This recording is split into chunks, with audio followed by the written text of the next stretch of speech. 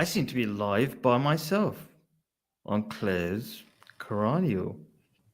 Claire. Here, yes. So we're live, Khalid and I, on the first Koraniyule of the year. So thank you, Khalid, for coming, and I hope you will be agreeable to making it a review of your year. But Sure, it's I up to love that. you. This show is about you. Cool. Yeah. Review of the year. So many interesting things happening every year, especially if you're um, traveling and living in a country that's not yours or not where you're born. So every day is interesting. But let's see, what are highlights? Um, did I get married this year or last year? Last year. Found my second wife last year. It was the end of last year, wasn't it? Yeah. There's so many things that didn't sound right. Yeah, it's only been about 9 months or something. Um, what else has happened? I went to Indonesia. That was interesting. Philippines as well for a little bit. Um, I'm not sure if those are massive highlights, but they were definitely interesting. But perhaps we should Um, concentrate on your um, thoughts on your dawah. I suppose you regard yourself as a da'i. Yeah, someone who a dawa is somebody who invites, and specifically to God. So, my thoughts on it. I think there's the online stuff that you see, and there's the offline stuff. Actually, sometimes it's like on stream and not online, but still not on the stream. So we're both kind of part of a group, Quran group, but you don't really participate. So I think I've there's been that kind of removed. really. I don't That's know. weird. Okay, I haven't received Maybe any maybe you're just messages or inactive, something. or I don't know what happened. Yeah, Yeah. but anyway, there's that. There's also different methods and ways. Um, yeah, I Perhaps just I should ask you if you have acquired any new insights into the state of mind of the people you wish to invite to Islam. Have you learned anything new about them and their ways of hmm. thinking, and how you might better communicate with them? Um, and give them the message of Islam. I suppose it would be useful to think of these things, to discuss these things here. Yeah, sure. Anything you want. So I think uh, of becoming more aware of Western problems. I think there's a new movement to for Christians to collaborate with Muslims, realizing a shared cause for bringing back morality. I think things are changing, and the whole Mumdani thing, he's made it more popular to collaborate with people rather than fight.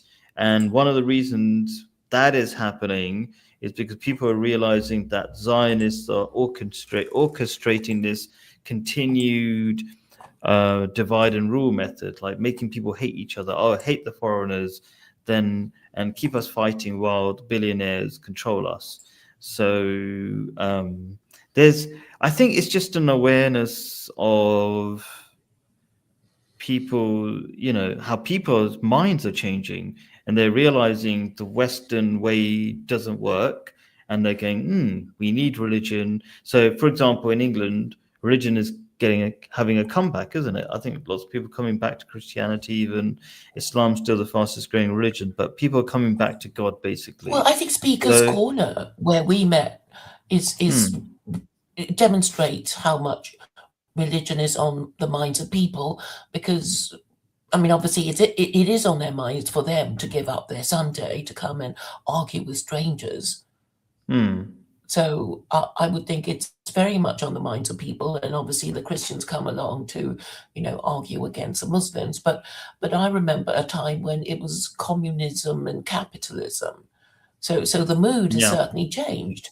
If only mainstream media would reflect the changing concerns of the British people.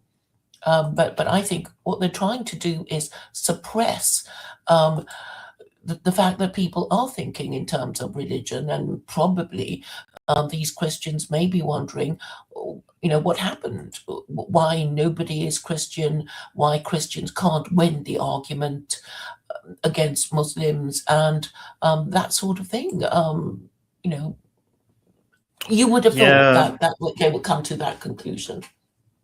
Yeah. So obviously, I think we both know, and most people know, mainstream media is controlled um, by people who don't really like other human beings, and they just want to control them, and they don't want the best for the world. And so those people, they don't want religion to come back. So they don't want Islam to help people. So that's their motive. But Yeah. Khalid, if you talk to if you argue with atheists, I mean, atheists would just say, "Oh, religion is just a form of mind control," right? Mm, And maybe Muslims or anybody thinking of believing in God as their national religion should consider that there was a reason why Christianity was imposed on Europeans, to make the life of Christian monarchs easier. Because I mean, the whole point is that if you're king, it's because you're good at fighting, and um, you want your people to think you're good as well as good at fighting, mm, and that you're a yeah. nice person, Mm, and you want the Pope in Rome to say that you're a nice person and going to heaven and blah mm. blah, and that I guess has always been the purpose of religion, and I'm sure No, over the that was the purpose of Christianity in those days, but that's not the purpose of Islam. Islam is here to help you. What you're describing is using religion to maintain power. That's a whole different thing. Where Muslims are not inviting people to, allegiance to a king. They're saying inviting you to God and making your life better and giving you advice like don't gamble, don't, have alcohol. Instead, have something better, have a relationship with God and other human beings, and have unity with all the different people of the world, not just amongst Muslims. Have a brotherhood, have a sisterhood. That's what is Yes, attracting. and you're Yeah. promising non-Muslims that with Sharia you're going to get all those things. But Yeah. Sharia means the law of the land. If you're going to be taking the whole thing about becoming a Muslim seriously, it isn't just Yeah. believing in God in the afterlife. It means living in an Islamic way. How can you live in an Islamic way? Well, the laws of your country will have to change in a Yeah, and that will Sharia inevitably compliant happen. way. That will Hmm? inevitably happen when you've got a Muslim majority, right? You're not going to allow homosexuality, so that will just become a new rule. You can't Yeah, do that in public. but unfortunately, the West has a religion of sexual liberation where gay couples get legally No, I'm just married. saying that will change when the percentages change. When the Muslim are majority, Shouldn't that we will change. hurry the process along? It will. You can't hurry it in the sense that you cannot like militarily change it, right? So you have But to you can make have. arguments. I certainly don't think, Yeah, that yeah. yeah. So So you make Muslims the are arguments. punching above their weight, as it were, always because they've got more unity. So they're getting more politicians than their percentage, I think, right? So like look at Mamdani. He's a Muslim, another Muslim politician, and I think it's something to do with him being Muslim as well. And being Um, good looking and well educated and having wealthy parents. And he might just be another token how Muslim like wealthy was he? Ilan His dad's a Omar. professor. His dad's a professor. He's an immigrant. He's not exactly that wealthy. Is he that wealthy? He's just his I, dad's a I, I professor. read somewhere that he is, but I mean, And he's until certainly 5 minutes well ago, turned he was out. rapping in his apron, naked or something. Like he just, according to his dad, he didn't. Mundani didn't really think he'd be elected. He just did it out of principle, and it was out of the blue. So I'm not sure if he could have expected to become the mayor of New York. So things happen. Good things happen. Yeah, I mean, Um, he offered New Yorkers a lot of free stuff, but I mean, we don't and know he really. he was intelligent. He offered not corruption. So yeah. And he Yeah. offered not subservience to Israel, really basic stuff. Yeah. So he wasn't bought. That's why, not because he was offering them freebies as if they were idiots or something. Well, it has been said that he divided the Jews of New York because not all Jews are No, wealthy, and the poor Jews thought his idea of rent protected tenancies and no, he free didn't think about transport Jews or was Christians. irresistible. No, he just helping the average person. He didn't think, oh, let's help the poor Jews. He just said, let's stop all the corruption, let's stop all the greed, let's help everybody, not just help the few. That's it. I think it's really simple. It wasn't. It was really obvious, and it was good that it's happened. Great, He expressed but support for LGBTQ rights. no. Okay, maybe in some ways, right? I support that LGBT people, like even in Islam, you've got the right to do it in your own house Yeah, privately, right? you have the I'm not right to sure privacy. what did he say. Like I've seen him do videos where he's turned up to the thing in a in sort of a solidarity that you should be killed. Like I don't want LGBT to be killed, right? Okay, they in Islam you could do it privately, stick to your own house, do whatever you want, right? It's not encouraged, but like there's no punishment if you do it privately and you don't tell the whole world about it, similar to like whatever. Okay, I um don't know exactly what his position is on gay rights, but presumably he has not said he's going to abolish gay marriage. yeah, So that's not his focus. He didn't come, he yeah, thought let's start with the basics, right? That's not the biggest thing for him right now. Just have some basic, make New York livable at least, right? And I think that's right. I think you should have a strategy of like just do the absolute minimum for your people. Yeah, he's not even coming as some sort of sheikh, right, with religious laws and this is what you should do and whatever. He's just like, don't kill Palestinians. I think he's just doing real basics. He's talking about real basic things. That's all. well, according to Gay Star News, he's been a vocal supporter of LGBTQ plus rights and is endorsed by Alexandra Ocasio-Cortez and Bernie Sanders.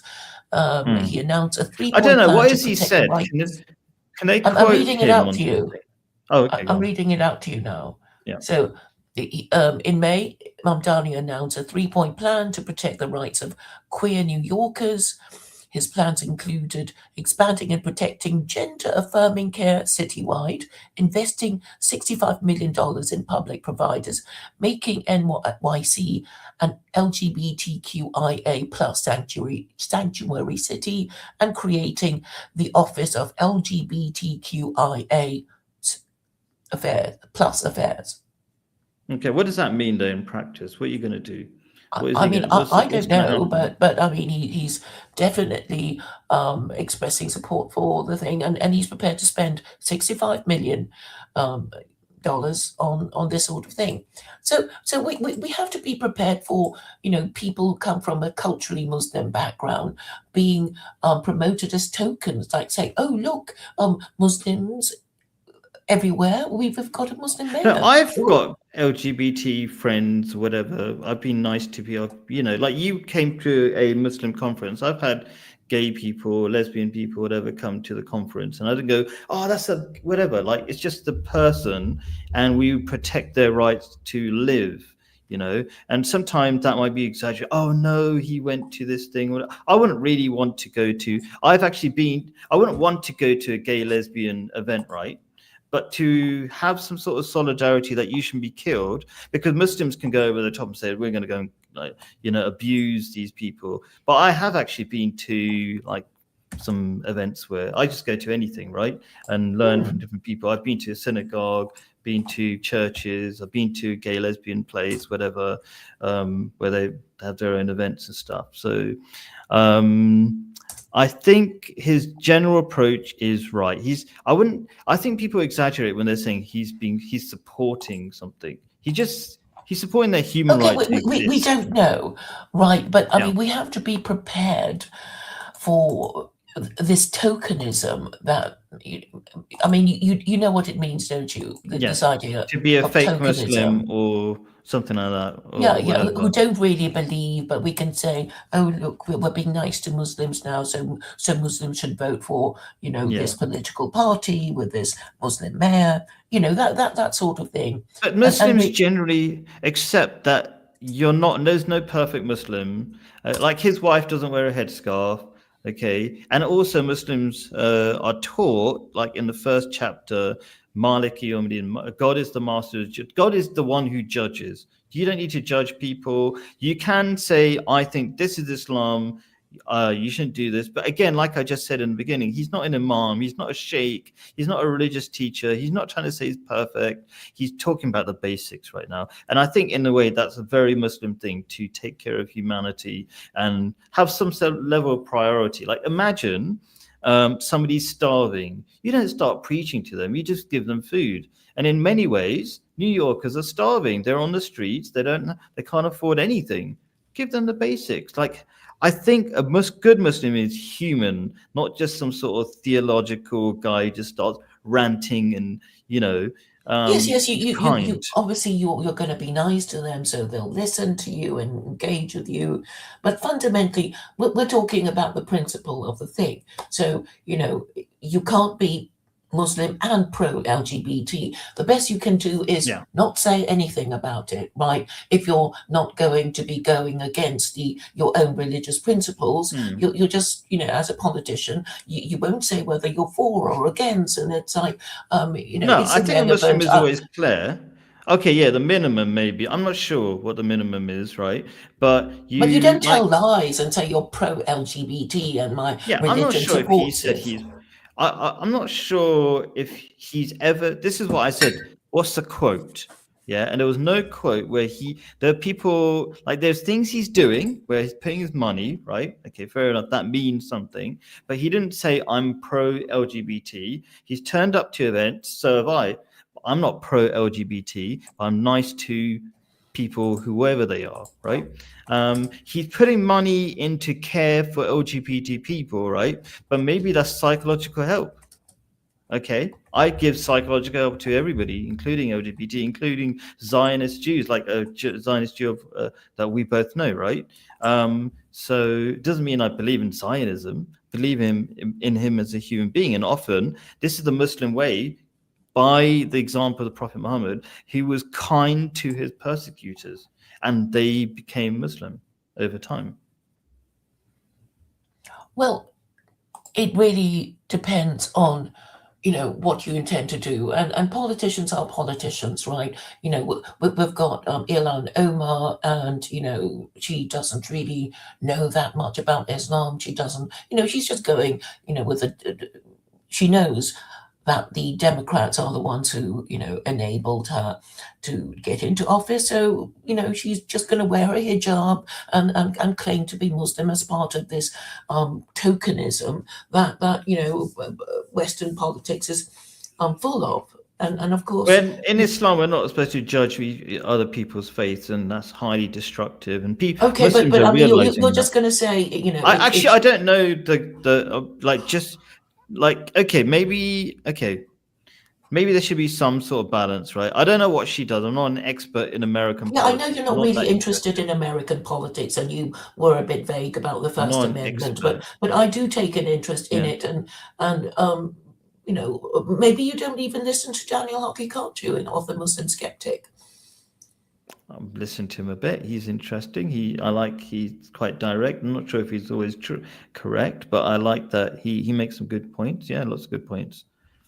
Yes, so he does complain that a lot of these compassionate imams want to, go with the flow, or, turning Islam into, unprincipled Christianity and say everybody is welcome, nothing is forbidden, let's go along to get along, and, Allah doesn't really mean what he says in the Quran.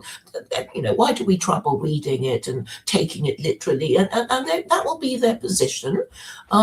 So, we have to understand that, well, okay, tokenism is not something I just made up, you know. It's the idea of taking a member of a minority group and say, oh, look, the Democrats or the Republicans or the Tories or Labour are looking after this group. We're being nice to you, Muslims, Jews, whatever, and you should vote for us. I mean, Yeah, sure. that's their game.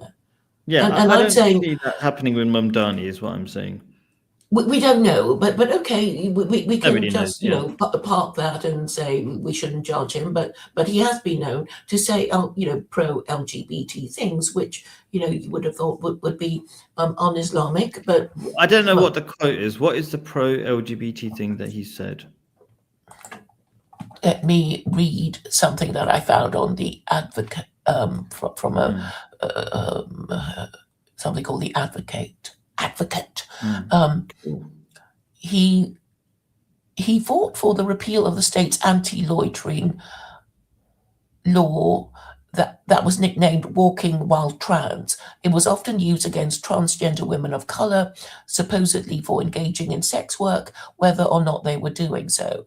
Trans and gender non-conforming people could be stopped by police for even wearing a skirt or standing on the sidewalk at a point other than a taxi stand or bus stop. A bill passed that repealed parts of the law. Then Governor Andrew Cuomo signed it. Also early in his term, Mamdani co-sponsored the Gender Recognition Act, making it easier to change one's gender on official documents and offering a gender-neutral X option. It passed, and Cuomo signed it into law in June 2021. Okay, so the first one is like letting men wear skirts without being arrested. That's what it sounded like, and he signed it. Maybe I wouldn't sign it, but I could see, like, if let's say you got a mental health problem, which I think trans people basically do, then let's not prison them up. Let's help them. That's a perspective. Yeah, or not harass them. It's not an anti-Muslim perspective if you take it with that angle. Yeah. I would agree with you, because there's nothing in the Quran about transgender people. So if they want to wear a skirt. No, but I didn't say I'm supporting transgender, because there, like, you can look at the Quran and Hadith, and the Hadith generally say try to be like looking like a man, essentially, if you're a man.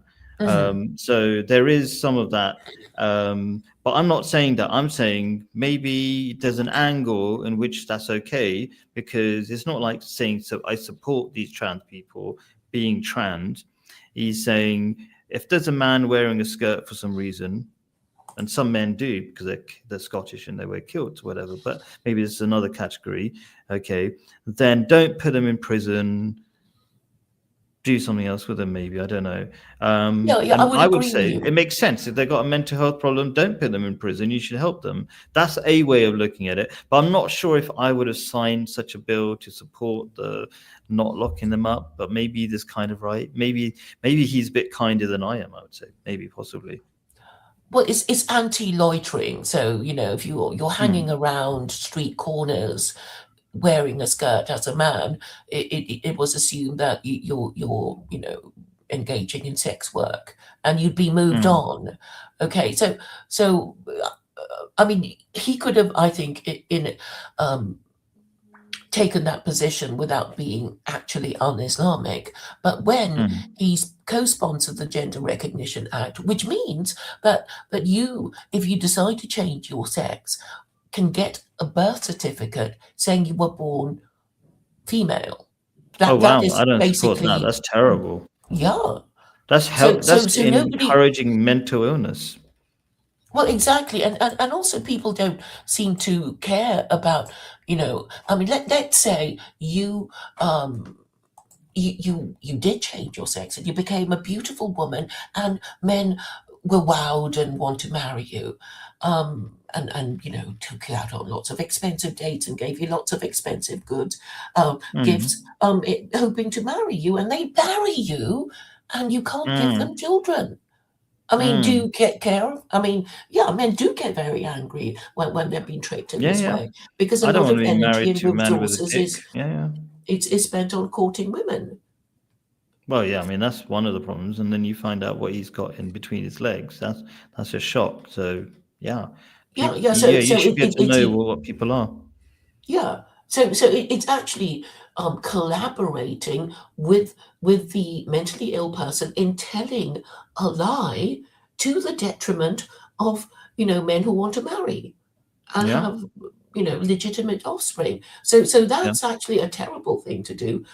yeah. Though you could argue that there's nothing in the Quran about doing that, but it's actually telling a lie, Mm. right? You're Yeah, you're helping this mentally ill person pretend to be a member of the opposite sex, and with the consequence that if they do it really well and fool enough, members of the opposite sex, thinking they are a member of the opposite sex to them, cool. you're The going to Mumdani is upset a not lot of people. perfect and far from it. Yeah, sure. Hmm. But he's a million miles better than what exists. Like he's doing lots of beautiful things, and I hope he carries on to, serving the poor, like literally, in homeless shelters as he is. Hope he carries that on. Great. What a wonderful man. Yeah, in so many ways. I've got so many flaws, sure. I'm not saying like sure, he's doing some bad things. I agree they're bad. That's it. Black and white. Okay. Don't agree with pretending men are women and vice versa. It's confusing people. It's horrible. It's encouraging mental health problems. I'm not saying that's right. But he's done a million good things. His wife doesn't wear a headscarf. I don't agree with that. Even my daughters are not wearing headscarves, and I want them to. They're not listening to me right now. Yeah. They're getting bigger. So Hmm. it is what it is, kind of Hmm. thing. Nobody's Yeah, I mean, perfect. it represents a step forward for Muslims in Mm, the West, right? To have a mm. Muslim mayor, even though he's not quite conforming to Islamic principles. So yes, I think Muslims can congratulate themselves on that, and he's clearly a very good-looking, charming, personable sort of person. And Let me talk about this whole good looking thing. It's intriguing. How do we define the good looking thing? I think somebody said in a while ago that I was good looking or something. I was like, where does that come from? Like, what is it like? I think you said there was some sort of statistic that for white people, foreign men are becoming increasingly good looking for them in their perspective. Something to do with that. What is that? How do you define all this stuff? well, I wouldn't say you were ugly, Khalid. I mean, you have Hmm. um, you No, but know, it's a symmetrical fashion. features. Yeah. So I But I think suppose is there some sort of fashion or something where it's foreigners to are do with becoming? beards, right? Your beard is trimmed and Hmm. well groomed. It's not straggly and long and ugly and untidy, That's a and that I taste. think Yeah. but it really puts off women, you know. I don't know. And I think Muslims Okay. at one stage was saying, "Oh, that's a London beard." All these Pakistanis going to their barbers in Pakistan are asking for a London type beard, and they mean well trimmed beard like yours, and because the idea of some. The Taliban, it's like they have really long, Hmm. untidy beards, and Yeah. they don't give a damn what women think about their horrible beards. Okay, let's talk about beards for a minute. I think maybe that's coming back into fashion. When I was growing up, that wasn't fashionable to have a beard. But there's a whole bunch of things that happened. I think. Do you know the movie 300? What Where the the 300, 300 Greek Spartans? one about the war, the Spartans fighting the Persians, that one? That's right. And I think they kind of brought. They made beards quite fashionable when their beards were quite long. Um, and I think there's a whole thing that people kind of forgot what it would meant to be a man, and maybe that whole being masculine and just being a Muslim has actually become more fashionable, I think. as the faith increases in popularity in the West. So there could be something going on there. What do you think with Well, beards? I think for women, some of them like beards, but obviously, if you're going to have a beard, it's like having hair, right? It can be. It could enhance your beauty, but only if you comb it and look after it. Not if it's just wild and tangled. And Mm, so it depends on how you keep it. But I suppose that the whole point of having long, untidy, ugly beards is saying we don't care what women think of us, because we're men and we don't shave and we don't comb our beards, and we don't care what women think, because if we see a woman we'll just go and get her, and we don't care. It's that kind of mm, attitude. yeah. Well, Okay. okay, so I knew this. I had this male friend, and when I knew him, he had a beard, and then he found a woman, he got engaged, and he shaved his beard off. Hmm. So I think that's quite a revealing story about men and their beards. It's like, well, my girlfriend doesn't like it, my wife doesn't like it, so I'll shave it off if it Okay. makes I mean, there is a big issue. I'm just wondering, does a beard make you look more masculine? I think it does. In Islam, it's considered that you should have a beard. It's not by accident that Muslims have beards, right? And women should look like women, so take so care they of shouldn't have themselves, be beards. natural. Should not have beards. Yeah, yeah, yeah. And I think that's natural. And some like there was a fashion for a while, like, or actually maybe I think it's more like a lesbian thing, where they wouldn't shave their armpits, especially if they're trying to look like men, right? So we don't believe in No, that kind of nothing rubbish. to do with armpits, because it just never occurred to because I think once upon a time women did not show their armpits, ordinarily dressed, so there was no point shaving their armpits because nobody saw it, right? Hmm. And then But as yeah. those fashions became more revealing of their arm, and then it Ah, became an yes. I issue see what you because mean. I don't know, maybe men looking at the hairy armpits thought of pubic hair or something, and it kind of Yeah. freaked them out or something, and Yeah. then In European Islam, you're women supposed started shaving everybody's their supposed to armpits. shave their armpits on their private parts. Yeah. I don't know if you know those rules, but yeah. Yeah, because Um, in pornography, women would have to shave. I mean, if you wanted to be a mm, porn star, you would have to shave your pubes, and even men do now. yeah. Well, male porn actors. But it's not just about pornography, it's about cleanliness as well. So in Muslims do it for cleanliness, I think, I guess. Yeah.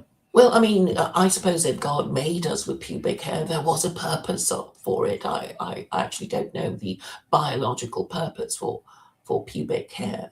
Um, Yeah, I think it can be irritative if you permanently get rid of it. I think, and but yeah, it must Maybe have some it's function, but something to yeah. do with But keeping it retaining. short. I think it's something to do with retaining the scent of the individual. It's like, I guess, the hair would retain the sweat, and it would make you Mm, smell more strongly of yourself, I guess, if you did have the mm. hair to retain the sweat, from your Yeah, armpit. maybe some pheromone sort of thing. I'm not Yeah, sure. yeah, and, But yeah, and and I guess yeah. in the olden days, or when people lived, they wanted to know the smell of the person. I don't know, because I mean I think Mm. you were saying pheromones, so I guess women had to kind of like the scent of the guy, and they might not But like yeah, it, I or think the way pheromones work is you can't necessarily. Can you necessarily smell it? Like it's almost subconscious, I think. well, I mean there is this idea that working men smell more strongly, but then that's because they labor and they sweat, and they Mm, wear overalls which kind of preserve all their smells. Well, men who go into offices, they have to shower every day and get into their suits, and they have to smell nice, and maybe women don't even know what they want. It's sort of like, there's this man, he smells different to my middle class husband, and then the mm. the English have this idea of a bit of rough, this idea that they fancy more earthy men ultimately, but they I think they prefer. do. I think most people do. Have you ever seen? I'm not sure if you've ever noticed this in movies, but if you've got somebody who is supposed to be a hero by the end of the movie or halfway through, he'll start off looking pale and white, but as he becomes more heroic, he becomes more brown or tanned. You or can just look out for that. rugged, right? Yeah, they'll look more tanned as they become more heroic, but they will look pale in the beginning often if they're not supposed to be heroic in the beginning. So yeah, there's something going on about that. Did Yeah, you I think do? it's good to be looking rugged as a man, and I think that's Islamic as well. Yeah. Yeah, yeah. So I was going to say that at some level, women prefer earthy men, but they recognise Mm, that a man with a middle class job would be a better provider. So that's why they choose a yeah. middle class man with a degree and an office job rather than a plumber and a labourer. I mean, if they can, and also once upon a time, people were expected to marry within their own class. Mm, And I think they probably still do. So it's sort of like men also can't decide. That there's this expression. A man wants a whore in the bedroom and an angel in the kitchen, and the thing is, so you can easily have both. A traditional wife should be both. No problem. Like when you say whore in the bedroom, you just mean actually that's a very. I think what you really mean is somebody who's willing to have sex when the man asks for it, and that's an Islamic idea. So it's whore in the bedroom, and what was it? Something an angel an in the angel in the kitchen. kitchen. You mean somebody who cooks? That's again a traditional thing. So it's just Yeah, yeah. a weird way of putting what is expected of traditional wives anyway. It's not a big Well, I deal. suppose that the sort of saying that it's very hard to find these two qualities in the same woman. It's hard to find either of those qualities in a Western woman, I Yes, would say. but even in traditional societies, it's still hard to find that. I mean, in Victorian novels, I mean, Yeah. the husbands who do still go to brothels say, well, I wouldn't ask my wife to do that sort of thing, but I would, Mm. expect a high prostitute to do that sort of thing. Mm. That's because I'm not sure if history is repeating itself, and women are becoming useless again. Um, like, or when I say useless, becoming westernized, right? They don't understand their role, and they think they can compete with men in the job market, and they can't. So they're basically useless because their only real best function is be a good housewife. That's the best. Men can't compete in that, right? Women are really good at that. Being, homemakers, I would say, it's a nice way of putting it. So, yeah, So just, men need to change the rules, and it is through the rules that you get, people to change their behavior. yeah, And men need to set the standards again, say, be clear about what they want, don't compromise. yeah, yeah, If they but if you don't compromise, they say get what you nothing. want, you're not going to get what you want if you're too afraid to say it. So, Yeah. so back to this housework and prostitute thing. You know, Hmm. you know that the English call okay, slut might mean a bad housewife. Do you know that? Because A um, slut normally means somebody who sleeps a, around, yeah, but a it woman also that means sleeps around. a bad slatternly housewife. She's not Oh, very good. really? Didn't know that. Yeah, yeah, yeah. Because what's his name? Um, Godfrey something. He was in UKIP, so he got into Hmm. trouble for talking about sluts, and he meant a woman who didn't clean behind the fridge or something old fashioned like that. Um, Wow, is he and old? and so so so Is so I Godfrey think the old? Like trade-off is nobody that speaks the about better that. you are at sex, Godfrey Bloom was the name of this UKIP MEP. So he was Okay. saying, he was implying that the better you are at sex, the worse you are at being a housewife and a cook, right? That was what Um, he was that was what he was implying. Godfrey Bloom, old The guy. BBC So, reported it. Godfrey Bloom sure, quits as UKIP MEP after sluts joke row in sure. 2013. He seems to be old enough to use an old version or old idea of the word slut. Fair enough. But no, I don't believe. As I said, it's kind of just lowering of the standards. You can a good wife should be both easily. Like if I'm looking at where I'm living in a village where people, especially the older generation, they've got loads of children, great housewives, no problem. You can have both. Yeah, it's Yeah, just but the newer standards are worse. Like even in this country, the standards are getting lower. People are having less kids and being less good at being housewives and everything. Just becoming more and more useless. They're becoming westernized. Yeah. yes, yes. So I'm trying to explain to you the correlation um, between sorry, between a woman being very good at cooking and cleaning and looking after the children, and a prostitute being very good at her job. It's sort of like you can't get the both of them, because either she's a very professional and skilled prostitute, who doesn't do housework and doesn't look after the children, or she's this angel in the kitchen and blah blah. So okay, women I don't would get. say the opposite. I would say if you're useless in the kitchen, that means you can't be bothered to be a housewife, then you won't be bothered to have sex with your husband. Both are Well, okay, that's your not personal inversely experience. correlated. No, I'm not even shade. I'm not sure that's is that my personal experience. I think different races are better. Africans are better than maybe Arabs because Arabs become more westernized in that in sense. But I think a lot, yeah, something like that. Yeah. Okay, I'm just talking about, you can't have two things that require that have different kinds of You're saying person. one takes energy, so it takes away energy from the other. Yes, yes. But I'm So saying it's a mindset thing. So both are yeah, I mean, in related. theory, it's still possible, to have, this wonderful person who's always out for sex and is great at cooking and cleaning and looking after the children. I'm not The saying real it's problem is if impossible, you but go it out is to work. hard to find. That's all I'm trying to say. Okay, sure. That's yeah, okay. Whatever. Yeah. Yeah. And it's the same for women, on the one hand they want a rugged man but then such a man would be in laboring work and not working in an office or not being the CEO or whatever. So I'm saying for men and women, they have to make this choice of, Hmm. what they can put up with.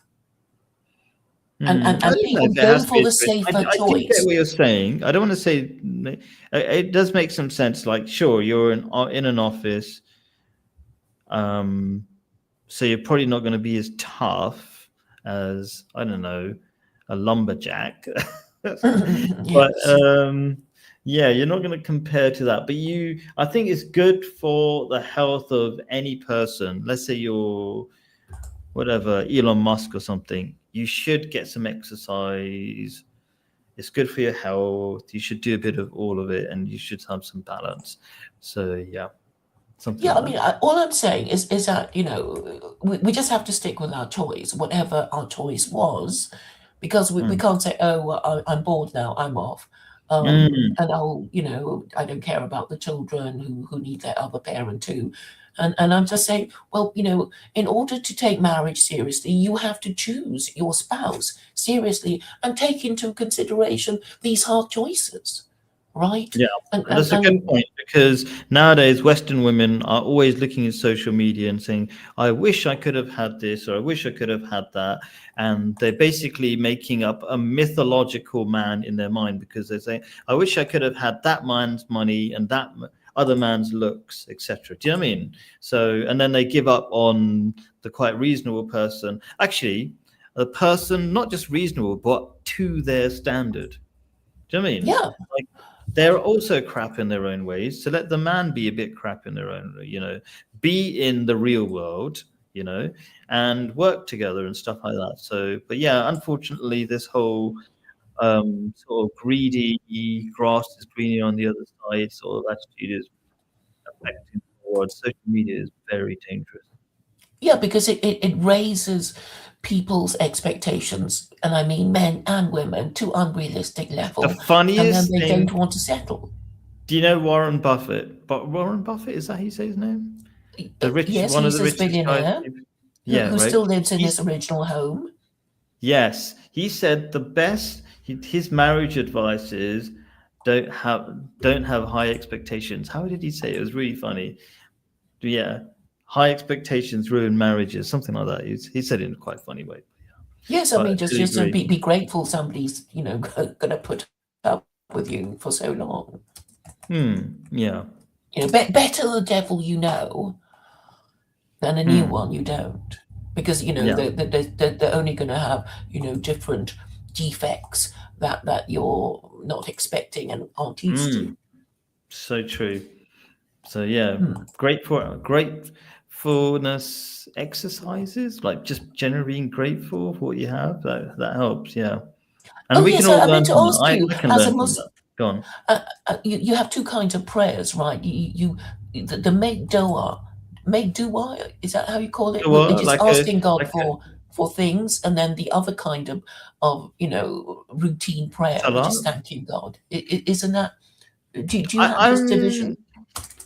not really, but I get where you're coming from because other kinds of Muslims, what they do, they say that you can't talk to God in your own language during the main prayer, the 5 daily prayers. But Ahmadi Muslims definitely disagree with that.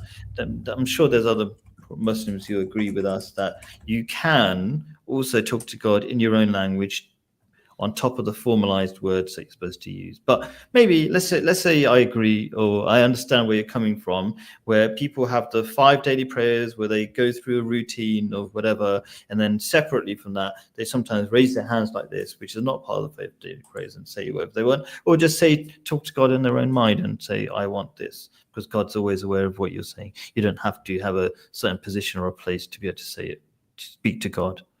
So yeah, sure. So salat is different from dua, right? Dua. Salah is the formal 5 daily prayers, and Hmm. dua is where you can stand anywhere, anytime, even in your mind. Often people cover their vision so they're focused, and then pray. But yeah, that they are separate. Let's say that. Yes, short answer. Yes. Yes, So there's two the dua separate is things. you raise your hands, expecting God to put something in your hands. Is that? No, oh my God, where do people? I just explained it. It's too. That's just your joke. Okay, I'm That's just my wondering if joke some because people actually it's body language of exasperation. So even if you're not Muslim, may you sort of hold your hand up like, what is the matter with you? You can imagine somebody holding their hand and saying, no, it's kind of to block give your vision. me. I think that's the Yes, idea. So you're yeah, focused, not looking at everything else. But right. you don't even have to do that. You could just think in your mind. You could just talk to God in your mind. There's a verse of the Quran that says the believers remember God sitting, standing, lying down. You could any position you want. Yeah, yeah. So personal conversations with God are I think, even Jews say this. It's like, no, you actually have to have a personal conversation with God and not do Yeah. this sort of automatic prayer thing. Yeah. So I think the idea is that, you have this idea, you're asking for something, and then you're imagining what God might be saying. It's like, but you haven't been a good boy. Why should I give you anything? I mean, what have you done to deserve, the answer, to get what you want? And then you'll have to say, well, I know I've been a bad boy, but I'm going to be better now, and I'm going to show you. It's that kind of conversation, right? Isn't it? Hmm. So that would, eventually help your moral reasoning about, why you should get something and why you shouldn't, and what you could be doing in order to get what you hope to deserve. That Yeah, sort so of in thing. Islam that we've got the saying of Prophet Muhammad that God says, if you take one step towards me, God will take 10 steps towards you. If you walk to God, God will run towards you. It's not physical, it's the idea that God reciprocates even more. Like God is the most kind, the most merciful. So obviously, if you do good things, then God can listen to you even more and reward you even more. But even without you doing good things, God gives you air, wind, whatever, gives you life, gives you a mum, dad, often, whatever, that kind of thing. So Yeah, incredibly yeah, kind. I do like Should be your more. saying. Yeah. But I think once people, think, "Oh, it might improve my life if I decide to believe. It might even improve my society if most people believed and most people obeyed, and we get better government and lower taxes and lower crime," then, they might actually get there within our lifetimes. Yeah, we can hope. Yeah, Yeah, it's and, happening.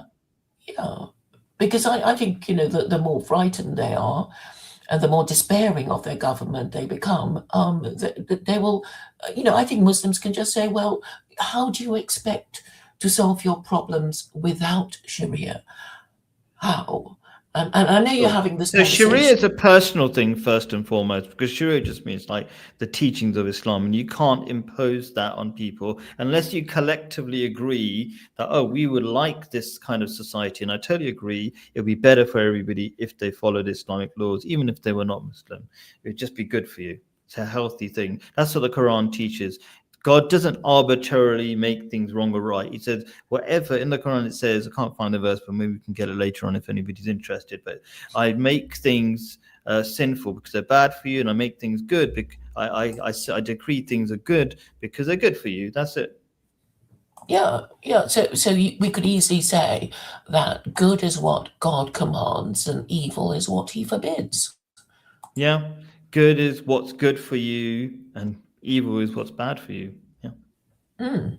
And God does forbid and command certain things.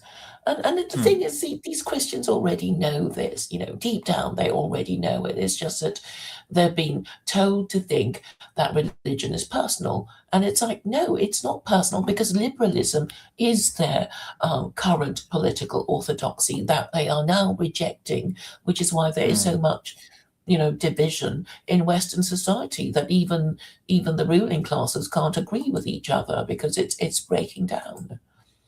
Hmm.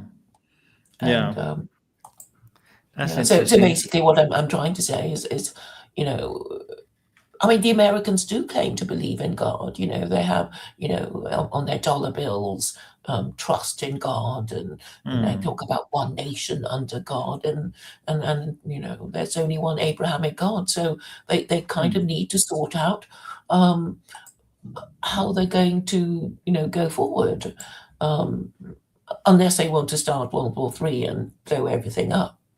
Hmm. Which they might be mad enough to do. Yeah, I think the billionaires somehow are in that mindset of blowing everything up, in their greed, because that's an Islamic idea actually, that the people who indulge in usury, it creates a satanic mindset, and like there are literally billionaires who are making these bunkers ready for World War III. And it's not just that they're ready for World War III; they're not even trying to stop World War III. They're just like they're even encouraging it. They're getting people to fight each other and get countries to destroy each other. The Rothschilds have been at it for hundreds of years. Um, getting paying each country to weaponize themselves and fight each other. Like you know about that, right? That the Well, I mean, war banks finance bankroll the is Nazis financed by and the usury. I mean, war sorry. finance is usury, right? Yeah, exactly. Yeah. So, but this is also sacred to a lot of Westerners. People like Eliot, who say that countries that don't operate usury are shithole countries. And I Mm, was talking to this a person who's part of the Paul van der Klee community, and he said that. I mean, but he's a no-hide, right? mm, So I think they're very confused, and they just equate anything Islamic with being backward and primitive and mm. poor and um, low status. That's what they think. So in Paul, whatever Vanderhyde, whatever his name is, Van der Klee. um, Van der Klee was it? Okay. Um, in his group, are they all Christian? Well, that's the thing. Okay, so he's a Calvinist pastor, but Mm, the people who flock to him, I think, flock to him for his, very um, his charismatic personality and his ability to talk about things that are on their mind, but in a ambiguous way, like MAGA and Christian nationalism, and and it's all faith and politics, and he does it in a very avuncular and accessible way, and so they go to him. But a lot of them are, they come from a Christian background, but they don't even believe in God. Right. Okay. So they don't really care if Christianity condemns usury as well. They're like, whatever. Yeah, and what they're doing now is promoting something called moralistic therapeutic deism, which is just this vague idea that everyone has a reasonable chance of going to heaven if they're good and don't break the laws of the land, and if they're tolerant, and whatever. And this is what he is promoting. And I know he's a kind of Jordan Peterson wannabe, because he's involved in these ARC conferences. ARC standing for Alliance of Responsible Citizens, which recently a conference in the London Excel Centre, and it's basically haters of Trump and Islamophobes who go there, and white middle class metropolitan elite who don't like. But some Muslims have been invited, but only if they've gone to the right public school and aren't dangerous and aren't. I could probably get in. I think. I mean, Paul and Clay, whatever. I've been on this stream, but I didn't really get back on. I mean, sure, I could keep getting on there or something. Well, actually, no. He's got a new system because he's trying to make money out of people. I saw one of the. I thought, was it you sent me a link or something? And to get on to his stream, you have to pay. Like he's just making money out of them, really. But I think what he really offers is just a space for people to talk and socialize. Lonely men, basically. I think there's one or two women who join in, but not really. Isn't it? Is that about right? Would you say? Yeah, it is about right. And he's got this idea of the estuary. Sorry, I can't hear you. I think you might have twisted something, and I can't hear you. A Spoon's pub in London, and basically, I can hear you. You go there. You're divided into groups. You talk. You give a kind of brief bio of yourself, and even doing this kind of commits you to being nice, right? And then you may think, I don't want people to think this or that of me, so I won't raise the subject that's on my mind, right? It's all about controlling the individual, and then you have a pitch, which is that you want to talk about this topic, and then the group agrees about whether to discuss this thing that you want to discuss. Right. Yeah. But the problem with this group is essentially a liberal group, because they don't lay down any laws or rules. This Van der Clay guy will never say anything is wrong or right. Isn't that right? Well, he disapproves of Christian nationalism, which is a start. But he does talk about it, which is a way of saying, yeah, you can talk about it, but in a disapproving way, And what does he propose instead? Like, it's easy to say I don't like one particular thing, but then do nothing. That's kind of a sort of liberalism of just do nothing or whatever. Or maybe it's even worse. It's like, I don't stand for anything, but I'm against loads of stuff. Well, he's not. I bet, to be fair, I don't think he's against much, really. It's doing, as the Americans say, talking out of both sides of your mouth. So on the one hand, you say you disapprove of, X, but on the other hand, you keep talking about it because people want, it's on their mind, right? Yeah. And of course, a lot of religion is inseparable from politics.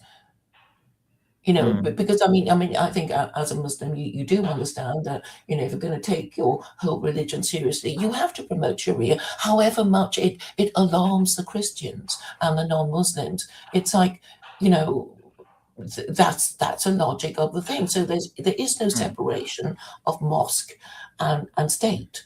Because once you accept the logic that the Quran came from Allah and it contains laws, why wouldn't you be obeying those laws? I mean, it's the same with Judaism with their 10 commandments. So, Hmm. so there's no escape from that logic, other than for Jews, the Talmud, because the Talmud softens the harshness of the Torah, and the Quran, the Hadith, harshens um, the compassion of the Quran, I would say. No, I think it just explains it Well, there are Muslims who think or adulterers details it. should be executed, and so should apostates, but it doesn't say that in the Quran at all. I don't know. But the way okay, for people who don't know much about Islam, there's the sayings of Prophet Muhammad. They are not infallible. Only the Quran is considered the word of God and is infallible. So basically, the straightforward thing is that if a saying of Prophet Muhammad, known as the Hadith, contradicts anything in the Quran, it's wrong. That's it. Finished. Hmm. So if Yeah, but I was just going to make a point because we're kind of running out of time or run out of time already. But my usual 1 hour slot that I give myself. I think the reason why some Christians say that there's a separation between religion and state is a saying of Jesus: "Give to Caesar what is his due and give to God what's his due," or something. Mhm, But mhm, like that's just like if the state asks you to pay your tax, you pay your tax. That's part of being a good moral person, doing your responsibility. But it doesn't mean there's actually a separation between state and religion in that sense. But again, even from an Islamic point of view, you cannot enforce your religion on the state because that's your personal thing. There's no compulsion in religion. So it's just the correct balance. It's not that there's a separation necessarily, but you can't enforce it. Like if you're a good Muslim, you won't support LGBT stuff. But yeah, let's say because support, because the you let Quran them says live. it's a sexual offense, right? Yeah, exactly. So you won't put a law as a good Muslim. You're always, if you're a Muslim, you're just a Muslim whether you're a politician or not. So when you're a politician, you will support Islamic ideas just because you're a Muslim. You can't support anti-Islamic ideas. Very simple. So, but you can't enforce it on other people unless, if you've got a democratic system and you push forward Islamic ideas, then that democratic system will say everybody's got to follow those laws. Otherwise, there's no law if everybody's following whatever they want to follow. So, yeah, that's really it. I think it's quite Mhm, simple. mhm. Well, Cool. well, thank Well, you for coming, and I'm so pleased we covered subjects we haven't covered before, and yeah. I think that was quite revealing, and How did you get the hat on your avatar? Do you just use AI? How was it easy? uh, well, somebody did it for me, so I have to thank him, um, and yeah, I'm quite pleased with it. So Yeah. yeah, Cool. Yeah. For people who don't know you, it probably look quite confusing. Muslim woman wearing a Santa Claus hat. So I know that I do it on purpose. yeah, good. Yeah. Alrighty. Yeah. Hopefully the rest of your Koraniyule thing will go well. I guess it's kind of like you're going to interview lots of people, is it, for this thing? Well, I was actually going to well, kind of forget about it because I think I do this. Okay, I suppose for Karate, you like emphasize it's not about me; it's about my guest. So I have to really hold back on expressing my views, and I draw Mm, out the ideas of my guest, and I think well this should be what I'm doing anyway, right? This is mm, all year round. But anyway, somebody said, "Well, are you going to be doing Koraniyule?" And I said, "Do you want to be on it?" And the answer was yes. So I guess I'm going to do it, properly. But and cool. yes. So Cool. that's Good. the idea. Yeah. Send me your links. I'll be interested in who your guests are. Maybe I'll try. You're always helping me in getting guests, so I'll finding which ones are the most interesting. All right. Thanks for All your time. right. Thank you. Take care. Bye. Bye. Salam. Peace be upon you.